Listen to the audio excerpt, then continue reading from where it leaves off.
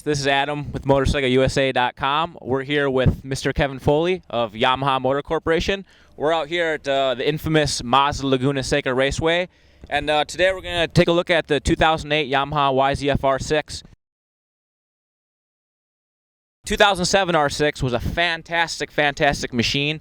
A couple problems we did have with the machine, though, where mainly it's high-speed stability and high-speed corners. The bike was always a little bit twitchy. The motor had a killer top end. I mean, it was one of the fastest. It's one of the fastest 600s out there in terms of peak power. But that's just the problem. I mean, all the power was at a very high RPM.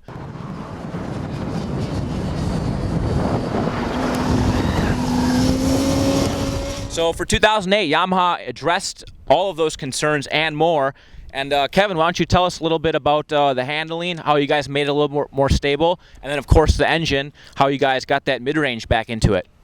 Sure, I think we'll start with the engine, Adam, because we're very excited. We have added YCCI to this machine, which is Yamaha chip-controlled intake. It's a variable length intake track.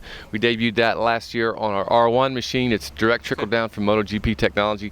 We have that on the R1 this year, on the R6 this year. So that allows us to have more mid-range power, increases mid to high RPM also, but more mid-range power, which you can feel off the corner in acceleration.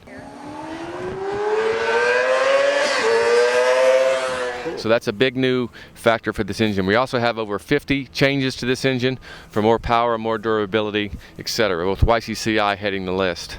Also for the chassis changes you mentioned, this bike looks similar to the 07, but the frame and the swing arm are entirely new. Okay. Different rigidity. You're going to feel it on the track today. We've improved the front end feel specifically with the chassis and swing arm changes.